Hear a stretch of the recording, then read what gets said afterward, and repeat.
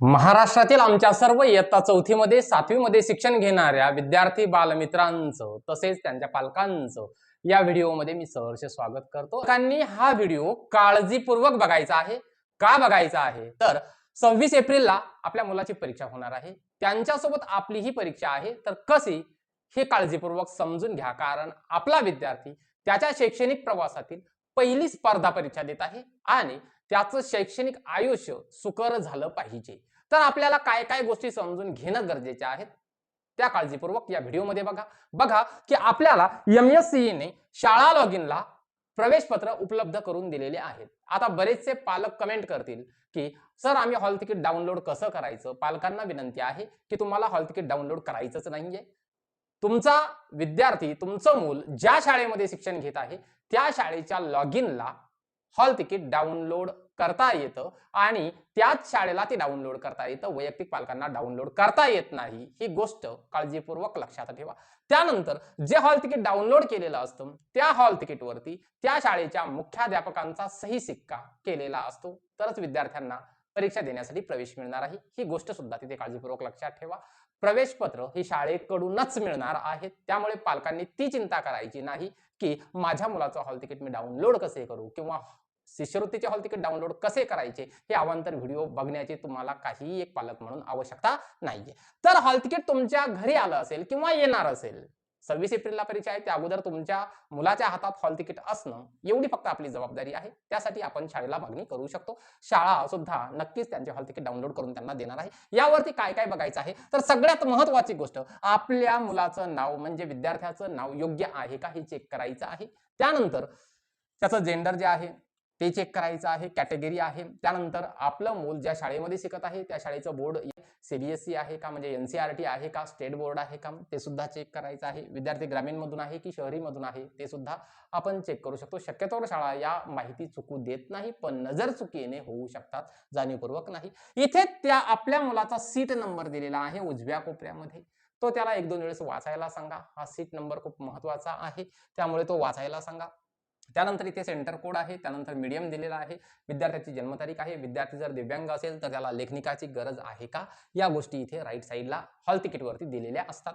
त्यानंतर सगळ्यात महत्त्वाचं पालकांनी हे लक्षात घेणं गरजेचं आहे की माझ्या मुलासाठी परीक्षेचं सेंटर कोणतं आलेलं आहे ते काळजीपूर्वक बघून ठेवा, जेणेकरून आता सध्या दिवस आहेत उन्हाळ्यांचे, त्यामुळे आपण आपल्या सेंटरवरती व्यवस्थितरित्या आपल्या मुलाला घेऊन कसं पोहोचू शकू। शाळेने जर व्यवस्था केली तर वेल अँड गुड, पण मात्र बरेचसे आमचे पालक असे आहेत की बाईकवरती मुलांना वगैरे घेऊन जातात, खूप उन्हाची तीव्रता आहे, त्यामुळे सेंटर आपल्याला किती दूर आहे याची खात्री अगोदरच करून ठेवणं खूप गरजेचं आहे। तर विद्यार्थी बालमित्रांनो, पुढे काही गोष्टी आपल्याला लक्षात ठेवायच्या आहेत, पालकांनी सुद्धा आवर्जून या गोष्टी लक्षात ठेवा। बघा, परीक्षा केंद्रावर आपल्याला हजेरी किती वाजता लावायची आहे। प्रत्यक्षात आपले 2 पेपर होणार आहेत, पेपर 1 आणि पेपर 2। आता मुळात पेपर 1 आणि पेपर 2 असे 2 पेपर आहेत। पेपर 1 चा जो काही वेळ आहे तो आपल्याला 11 वाजतापासून ते 12:30 वाजेपर्यंत हा पहिला पेपर आपला होणार आहे। कधीपासून?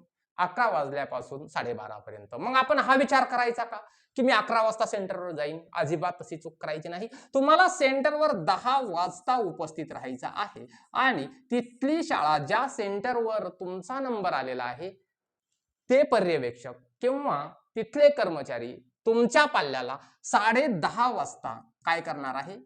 परीक्षा कक्षामध्ये प्रवेश देणार आहेत। ही गोष्ट काळजीपूर्वक लक्षात ठेवा। त्यांचा पहिला पेपर हा 11 वाजता सुरू होणार आहे, 12:30 वाजेपर्यंत चालणार आहे। पहिल्या पेपरला 1.5 तास कालावधी आहे, हे लक्षातच ठेवा। त्यामुळे आपलं मूल 11 वाजेच्या अगोदर काहीतरी त्याने नाश्ता वगैरे करणं गरजेचं आहे। मुलांना सवय असते सकाळी खाण्याची, तर एक तर आपण घरून खाऊन जाऊ शकता जर जवळ सेंटर असेल तर, नाही तर मुलाला सेंटरवरती जाण्याच्या अगोदर आपण त्याला काहीतरी नाश्ता असेल किंवा जेवण करण्याची सवय असेल तर त्या गोष्टी त्याला पुरवणं गरजेच्या आहेत। त्यानंतर दुसरा जो काही पेपर आहे तो 2 वाजता सुरू होणार आहे आणि तो 3:30 वाजता काय होणार आहे? संपणार आहे। यावेळी सुद्धा जे काही पर्यवेक्षक आहेत ते विद्यार्थ्याला 2 वाजता नाही तर 1:30 वाजताच परीक्षा कक्षामध्ये प्रवेश देणार आहेत, म्हणजे 12:30 ते 1:30 एवढा वेळ आपल्याकडे पुन्हा अल्पोपहारासाठी शिल्लक आहे। येतंय लक्षात? म्हणजे 1 तास मध्ये सुट्टी पकडायची आहे। 2 पेपर मधला गॅप हा 1 तासाचा आहे, हे काळजीपूर्वक लक्षात ठेवा। आणि सगळ्यात महत्त्वाचं हे आहे ही सूचना मी तुम्हाला इथेच सांगून ठेवतो की जास्तीत जास्त चांगलं स्वच्छ पाणी विद्यार्थ्यांसोबत ठेवा, कारण या 1.5 तासामध्ये सुद्धा विद्यार्थ्यांना तहान लागू शकते. उन्हाळ्याचे दिवस आहेत, ही काळजी पालकांनी घेणं गरजेचे आहे. परीक्षा केंद्रावरती पाणी उपलब्ध असतं, पण मात्र विद्यार्थ्यांना आपल्या मुलाला घरचं पाणी पिण्याची सवय असते. तिथे जर समजा कोमट पाणी मिळालं वगैरे वगैरे, तर या गोष्टी आपल्या विद्यार्थ्यांच्या तब्येतीवर परिणाम करू शकतात आणि त्याचा वर्षभराची मेहनत एवढ्याशा छोट्याशा गोष्टीमुळे वाया जायला नको. त्यामुळे ही काळजी पालकांनी घ्यायची आहे की माझ्या मुलासोबत मी स्वच्छ पाण्याची, व्यवस्थित पाण्याची बॉटल त्या 1.5 तासासाठी विद्यार्थ्याला मी सोबत देईन, ही पालकांची काळजी आहे. विद्यार्थ्यांनी इथं काळजीपूर्वक लक्षात घ्या, कारण तुम्ही परीक्षा कक्षामध्ये असणार आहात. तुम्ही उत्तरपत्रिका मी तुम्हाला या व्हिडिओमध्ये पुढे दाखवणारच आहे कशी असणार आहे ती. उत्तरपत्रिका आणि हजेरीपट यावर तुमची स्वाक्षरी म्हणजे सही करणं गरजेचे आहे, तुमची साईन करणं गरजेची आहे. 2 ठिकाणी तुम्हाला सही करावी लागते. एक म्हणजे तुम्हाला मिळालेली उत्तरपत्रिका, ती कुठे करायची ते मी तुम्हाला दाखवणारच आहे. त्यानंतर पर्यवेक्षक त्यांच्याकडे एक हजेरीपट असतो, त्या हजेरीपटावर तुमची स्वाक्षरी घेतील. 2 सह्या तुम्हाला परीक्षेदरम्यान करणं गरजेचे आहे, प्रत्येक पेपरच्या वेळी. येतंय लक्षात? त्यानंतर परीक्षा केंद्रावर जात असताना काही गोष्टी आपल्याला प्रतिबंधित आहेत, त्या काळजीपूर्वक लक्षात ठेवा. प्रतिबंधित म्हणजे या गोष्टी आपल्याला परीक्षा कक्षामध्ये घेऊन जायच्या नाहीत. बघा, मोबाईल आतमध्ये न्यायचा नाहीच आहे. आपली मुलं 4थी 7वीची मोबाईल वापरतच नाहीये, त्यामुळे तो प्रश्नच येत नाहीये. आतापर्यंत तुम्ही ज्या पुस्तकातून अभ्यास केलेला आहे, तुम्ही तिथपर्यंत सेंटरपर्यंत पुस्तक घेऊन गेलात. याचा अर्थ असा नाहीये की मी पॅडवरती पुस्तक लावून आमच्या परीक्षा कक्षामध्ये प्रवेश करतो, अशी चूक करायची नाहीये. पुस्तक तुमच्या पालकांसोबत बाहेरच ठेवायचं आहे. त्यानंतर बरेच विद्यार्थी असे आहेत की डिजिटल घड्याळ आजकाल वापरण्याचा ट्रेंडच झालेला आहे आणि नजर चुकीने तुमचं डिजिटल घड्याळ काय होईल, आतमध्ये जाईल. तर तशी चूक करू नका. तुम्हाला जर घड्याळ सोबत जर न्यायचं असेल तर काट्याचं घड्याळ जे असतं ते काट्याचं घड्याळ सोबत न्या, डिजिटल घड्याळ सोबत नेऊ नका. आणि मग सोबत न्यायचं काय हे सुद्धा काळजीपूर्वक लक्षात ठेवा. तर तुम्हाला निळ्या किंवा काळ्या शाईचा बॉलपेन, निळा किंवा काळ्या शाईचा बॉलपेन कोणता न्यायचा आहे? बॉल पेन न्यायचा आहे. जेल पेन चालत नाही, पेन्सिलने गोल करायचे नाहीत. निळा किंवा काळ्या शाईचा बॉल पेनच सोबत न्यायचा आहे. मग एकच न्यायचा का? नाही, 2 न्या. ऐन वेळेला जर समजा एखाद्या पेनामुळे आपली जर घाण होत असेल तर वर्षभराची मेहनत पाण्यात जाणार आहे. त्यानंतर पाण्याची बॉटल सोबत असणं खूप गरजेचं आहे. दिवस एप्रिल महिन्याचे आहेत, 26 एप्रिलला पेपर आहे आणि उष्णता खूप तीव्र आहे, त्यामुळे पाण्याची बॉटल सोबत घेऊन जा. पालकांना एक विनंती आहे की माझं मूल पहिल्यांदा परीक्षेला चाललं, त्याला चांगले नवीन नवीन कपडे घालून देतो. कृपया जे विद्यार्थ्यांना व्यवस्थित होतील, शाळेचा ड्रेस असेल तर उत्तमच आहे, शाळेचा ड्रेस घालून जर जाणार असेल आणि शक्यतोवर शाळेच्या गणवेशावरच विद्यार्थ्यांना पाठवण्याचा प्रयत्न करा. पण काही पालकांना हौस असते की माझं मूल पहिल्यांदाच कुठेतरी परीक्षेला जाणार आहे आणि त्याला मी जीन्स घालून देतो, चांगलं टी शर्ट घालून देतो, नवीन टी शर्ट घालून देतो, त्यामुळे विद्यार्थ्यांना घाम येण्याची शक्यता जास्त आहे. जास्त घट्ट कपडे विद्यार्थ्यांना घालू नका. शक्यतोवर शाळेचा ड्रेसच विद्यार्थ्यांनी परिधान करावा, असं मी तरी आग्रहाने तुम्हाला सांगेन. बघा, उत्तरं नोंदवताना काय काळजी घ्यायची आहे हे सुद्धा इथे काळजीपूर्वक समजून घ्यायचं आहे. आता उत्तरं नोंदवताना काळजी काय घ्यायची हे आपण प्रत्यक्षात पाहूयात. अशा प्रकारची तुम्हाला एक उत्तरपत्रिका मिळणार आहे. या उत्तरपत्रिकेचं स्वरूप हे OMR पद्धतीचं असतं. OMR पद्धत याचा अर्थ असा आहे की यामध्ये एक वरची कॉपी असते आणि त्याला एक खालच्या बाजूला कार्बन कॉपी असते. ज्या वेळेला तुमचा सगळा पेपर संपेल, अगोदरच ते उघडून बघत बसायचं नाही, त्याच्या खाली काहीही नसतं. फक्त जशी वरती उत्तरपत्रिका आहे त्याचीच कार्बन कॉपी खाली असते. तुम्ही इथे गोल केलं तर ते कार्बनने खाली उमटणार आहे, जेणेकरून आपण कोणकोणते उत्तर नोंदवलेले आहेत ही नोंदवलेली उत्तरं त्यावर सुद्धा उमटतात. त्यामुळे नाहीतर असं करायचं की वरचं एक गोल करायचं, खालचं एक गोल करायचं उघडून, असं काय चूक विद्यार्थ्यांनी करायची नाहीये. तुम्ही फक्त वरच्याच याला गोल करा, खाली आपोआप उमटणार आहे.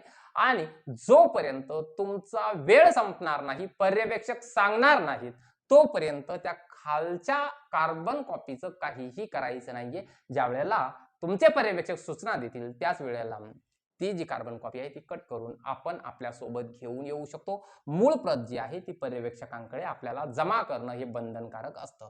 पेपरमध्ये तुमचं जे काही सेंटर नंबर आहे, सीट नंबर आहे, मीडियम आहे, ब्लॉक आहे, या गोष्टी सगळ्या आता छापून आलेल्या असतात. MSCI ने खूप छान काम हे केलेलं आहे. या गोष्टी सगळ्या छापून आलेल्या असतात. येतंय लक्षात. तुम्हाला काय करायचं आहे फक्त, की तुम्हाला जी प्रश्नपत्रिका मिळणार आहे ती 4 सेटमध्ये मिळणार आहे. Set A, set B, set C आणि सेट डी यामध्ये मिळणार आहे. तुम्हाला जो काही सेट मिळाला असेल त्या सेटचा क्रमांक इथे नोंदवण्यासाठी बॉक्स दिलेला आहे. समजा तुम्हाला ए सेट मिळालेला आहे, तिथे ए लिहा आणि यामध्ये एचंच वर्तुळ काय करायचं आहे, तुम्ही रंगवायचं आहे. तर ही काळजी विद्यार्थ्यांनी त्यावेळेला घेणं गरजेची आहे. त्यानंतर तुम्हाला उत्तरं नोंदवायची कशी आहेत याच्या सुद्धा सूचना ज्या आहेत त्या उत्तर पत्रिकेवर तिथे दिलेल्या असतात. उदाहरणार्थ तुमचा हा प्रश्न क्रमांक 1 आहे, दिसत असेल तर काळजीपूर्वक बघा. त्याचं उत्तर जर पर्याय क्रमांक 3 असेल तर या पर्याय क्रमांक 3 लाच तुम्हाला असं गोल करणं अपेक्षित आहे. हा डॉट तरी तुम्हाला क्लिअर दिसत असेल. या पद्धतीने शक्यतोवर काळा पेन वापरा, काळा बॉल पेन म्हणतोय मी, तो वापरणं गरजेचं आहे. या बाजूला तुम्हाला पर्यवेक्षकांनी स्वतः भरावे असे तिथे लिहिलेले असतं, म्हणजे तिथे तुमची उपस्थिती असते. उपस्थिती याचा अर्थ असा आहे की तुम्ही परीक्षेला उपस्थित आहात का? तुम्ही तिथे उपस्थित असाल तर पर्यवेक्षक इथे उपस्थित असं नोंदवणार आहेत. येतंय लक्षात. त्यानंतर तुमचं एका पेपरला प्रश्न संख्या आहे 75. या 75 पैकी शक्यतोवर 75 पैकी 75 प्रश्न सोडवण्याचा प्रयत्न करा, कारण या परीक्षेला कुठल्याही प्रकारची निगेटिव्ह मार्किंग नसते. आणि जर समजा एखाद्या विद्यार्थ्याकडून 70च प्रश्न सोडवता आले, 5 प्रश्न एखाद्या विद्यार्थ्याला आलेच नाहीत, तर त्या विद्यार्थ्यांनी काळजीपूर्वक काय करणं गरजेचं आहे, तसं सगळ्याच विद्यार्थ्यांना हे करायचं आहे. आपले सोडवलेले प्रश्न किती आहेत, तर सोडवलेले प्रश्न जर तुमचे 75 पैकी 75 असतील तर इथे 75 लिहा. न सोडवलेले किती, तर यामध्ये 0 लिहा.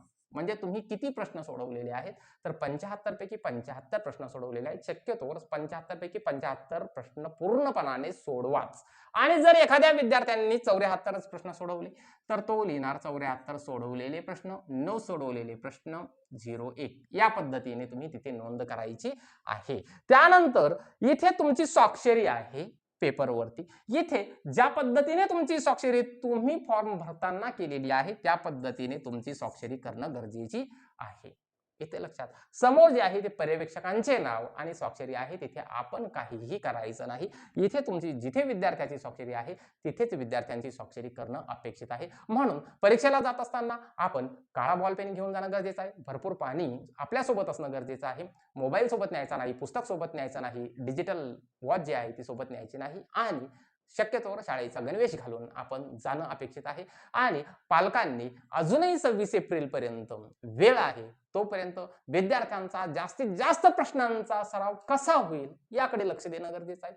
ही सूचना सुद्धा MSCE ने आपल्या जे काही हॉल तिकीट आहे त्या हॉल तिकीटवरती दिलेली आहे. ती सुद्धा सूचना काय करा, पालकांनी काळजीपूर्वक वाचून घ्या. कारण RTE ऍक्ट नुसार विद्यार्थ्यांना शिकवण्याची जबाबदारी फक्त शाळेच्या शिक्षकांचीच नाही तर पालकांचीही आहे. त्यामुळे पालकांनीही तेवढं त्यांची ही जबाबदारी आहे. आपल्या घटनेत तशी तरतूद आहे, तर आपण आपली जबाबदारी निश्चितपणाने पार पाडाल यात तीळ मात्र मला शंका वाटत नाहीये. पुन्हा एकदा आमच्या सर्व विद्यार्थ्यांना 26 एप्रिलच्या पेपरसाठी मनपूर्वक शुभेच्छा देतो. तुमचं जो अटेम्प्ट आहे तो बेस्ट अँड बेस्ट करा आणि एकदा परीक्षा झाली तर निश्चितच आपले गुण जे आहेत, आपण पेपर अनालिसिसचा व्हिडिओ घेऊन येणार आहोत, तर त्यावरती नक्कीच तुमचे गुण सुद्धा नोंदवा. कारण तुम्हाला कार्बन कॉपी मिळालेली असते, यावरून तुम्हाला कळेल की मला निश्चितच किती गुण पडणार आहे. ते एक्सपेक्टेड गुण असतात आणि थोड्या दिवसामध्ये आपला निकालच येणार आहे. आणि मला खात्री आहे हा व्हिडिओ बघणारी जी काही मुलं आहेत ती निश्चित रूपाने काय होणार आहेत, गुणवत्ता यादीत येणार आहेत. म्हणून आपल्याकडे अजूनही वेळ आहे. तयारी करा, प्रश्नांचा सराव करत राहा. भेटूयात पुढच्या व्हिडिओमध्ये. तोपर्यंत जय हिंद, जय महाराष्ट्र.